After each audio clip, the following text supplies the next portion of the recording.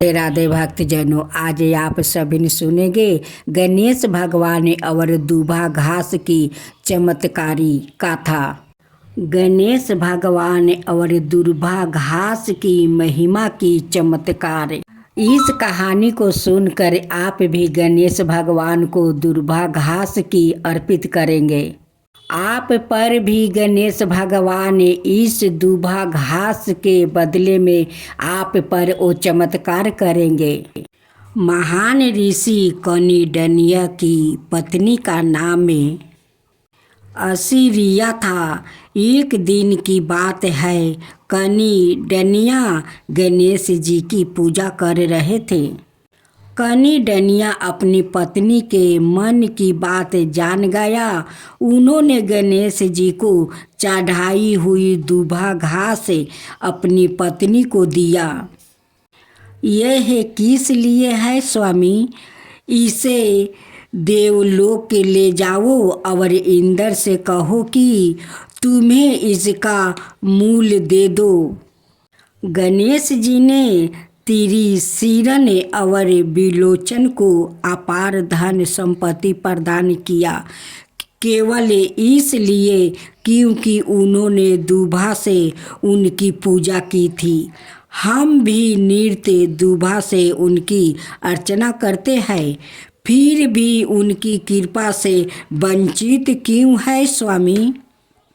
जब इंद्र को ऋषि पत्नी के देवलोक में आने का कारण गाता हुआ, उन्होंने कहा, जो आज्ञा स्वामी। कुबेर ने जब ऋषि पत्नी और इंद्र के आगमन का कारण जाना, उसने गर्व के साथ कहा, माते, मेरे पास इसका मूल्य देने के लिए पर्याप्त धन नहीं है। ज़्यादा इतना धन के देवता कुबेर के पास हो।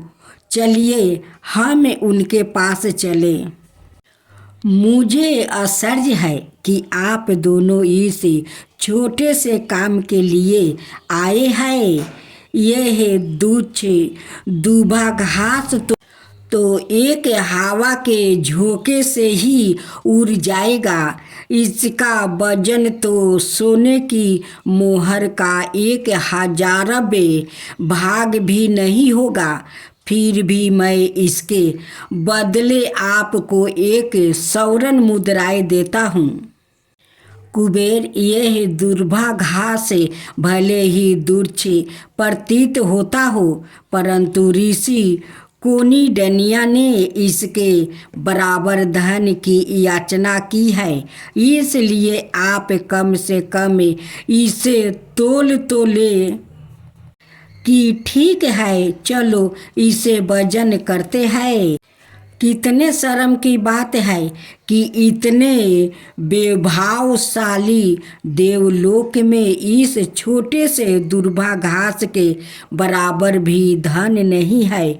देखो कुबेर क्या कहते हैं। कुबेर ने इंद्र को उस दूबा को तोलने के लिए पलड़े पर रखने के लिए कहा। यह क्या दूबा का पलड़ा भारी है? अच्छा, मैं 2 स्वर्ण मुद्राएं रख कर देखता हूँ। हे इंद्रदेव, आप उस पलड़े पर उस घास के तिनके को रख दे और मैं इस पलड़े पर स्वर्ण मुद्राएं रख देता हूँ। अब भी दूबा वाला पलड़ा ही भारी पड़ रहा है। अच्छा, मैं 100 स्वर्ण मुद्राएं यह मुद्राओं से भरा पूरा थैला ही रख देता हूँ। ओ 9 रत्नों से भरा संदूक भी इस तराजू पर रख दो। 9 रत्नों से भरा संदूक रखने पर भी दूबा का पलड़ा भारी ही रहा।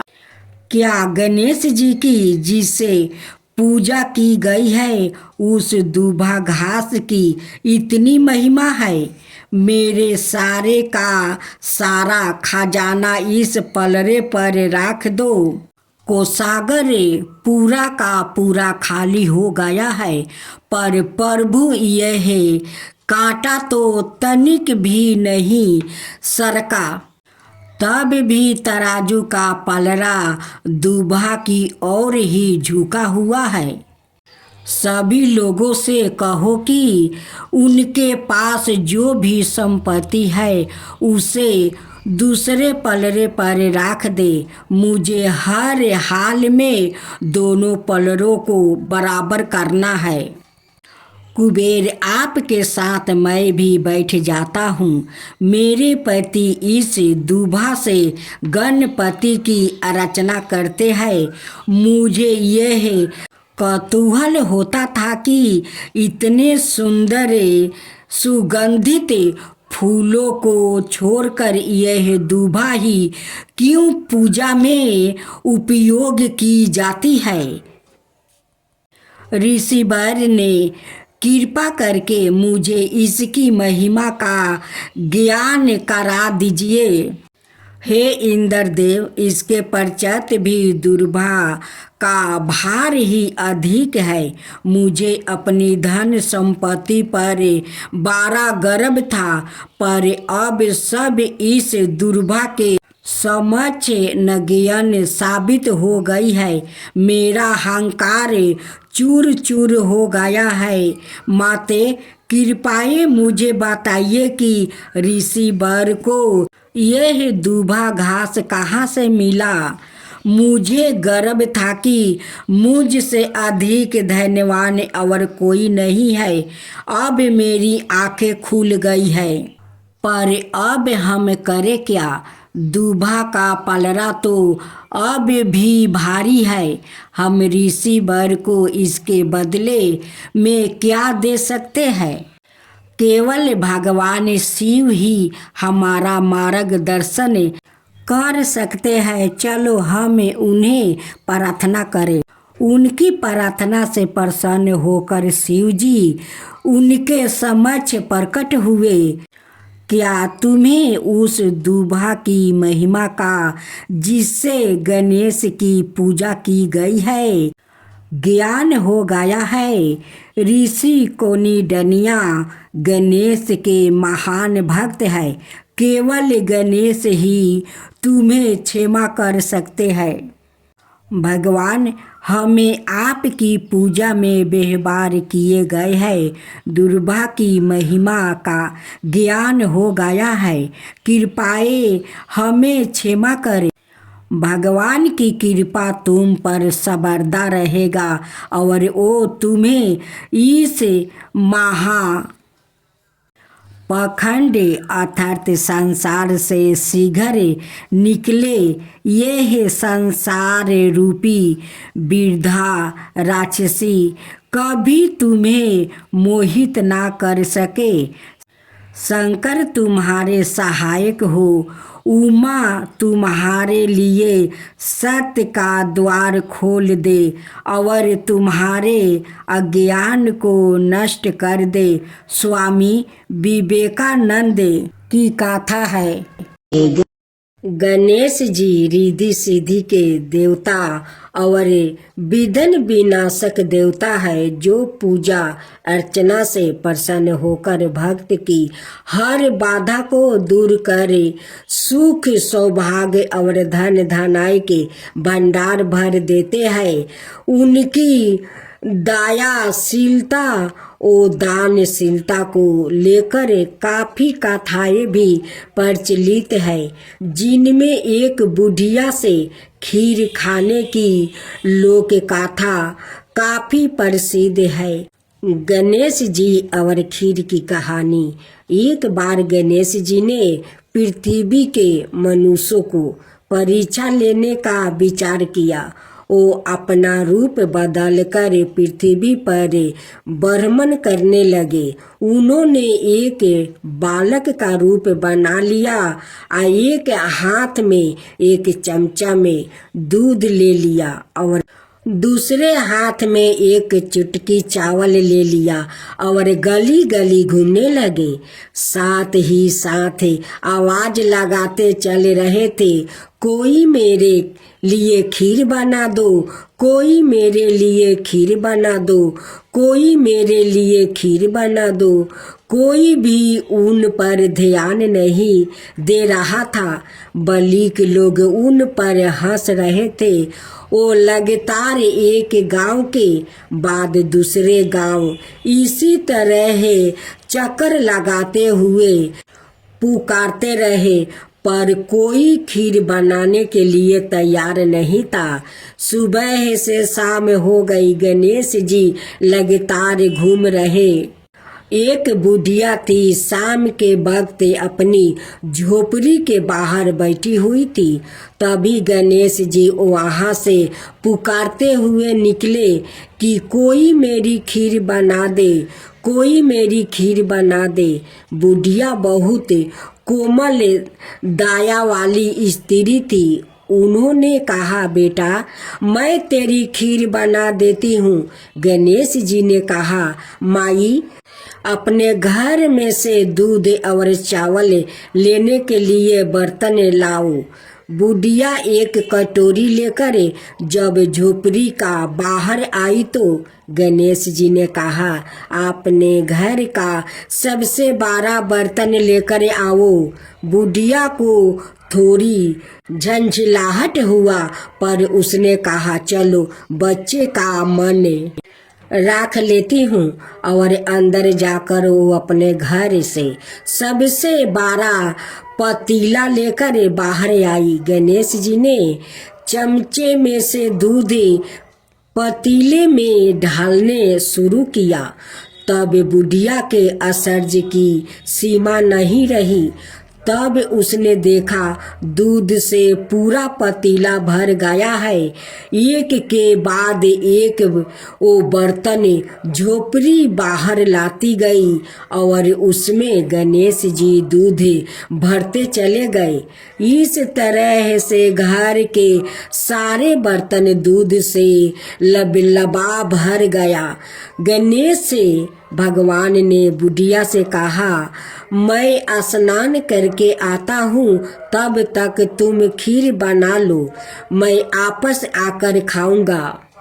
बुढ़िया ने पूछा, मैं इतनी सारी खीर का क्या करूं? इस पर गणपति जी बोले, सारे गांव को दावत दे दो। बुढ़िया ने बड़े प्यार से मन लगाकर खीर बनाई। खीर की भीनी भीनी मीठी मीठी खुशबू चारों दिशाओं में फैल गई।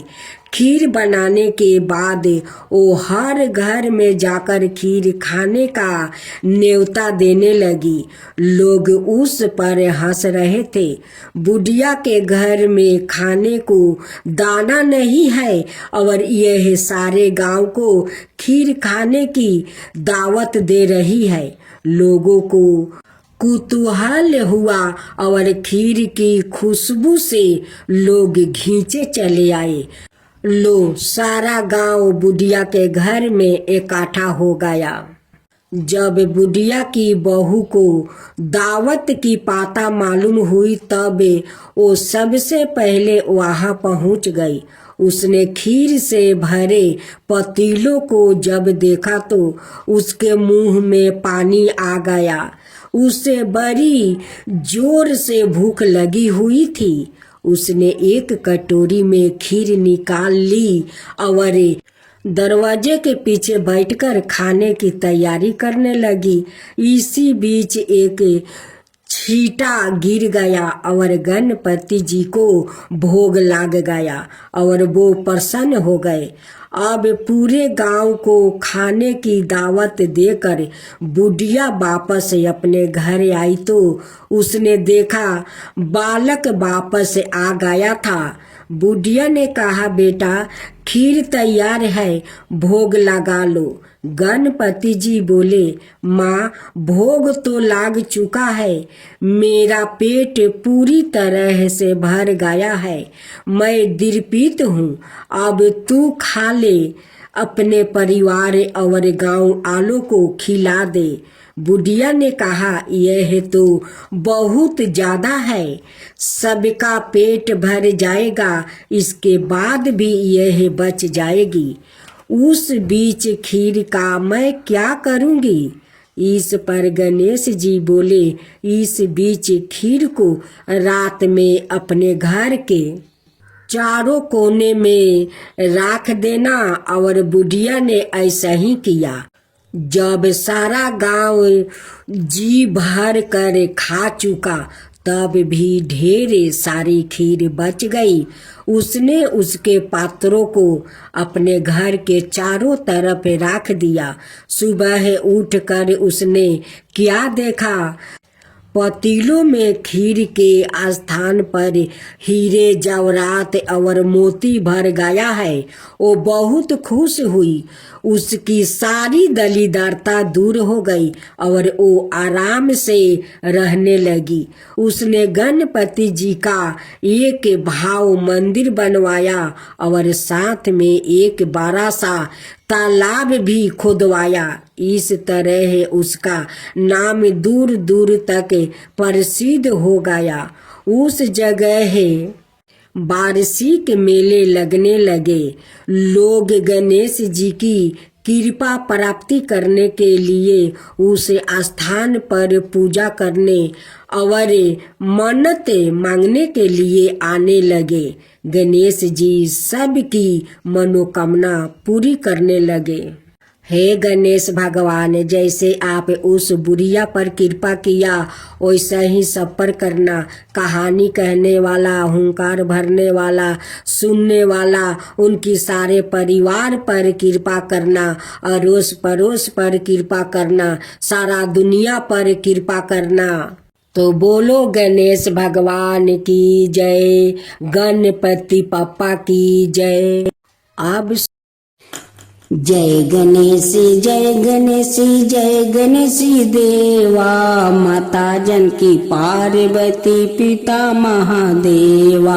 जय गणेश, जय गणेश, जय गणेश देवा। एक दांत दयावंत चार भुजी धारी, मस्तक सिंदूर सोहे मूस की सवारी। जय गणेश, जय गणेश, जय गणेश देवा, माता जानकी पार्वती पिता महादेवा। अंधन को आँख देते, कोढ़ियन को काया, बाजिन को पुत्र देते, निर्धन को माया। जय गणेश, जय गणेश, जय गणेश देवा, माता जानकी पार्वती पिता महादेवा। हार चढ़े, फूल चढ़े और चढ़े मेवा, लड्डुअन का भोग लगे, संत करे सेवा। जय गणेश, जय गणेश, जय गणेश देवा। दीनन की लाज रखो, शुभ सुति बारी, कमना का पूरा करो, जग बलिहारी। जय गणेश, जय गणेश, जय गणेश देवा।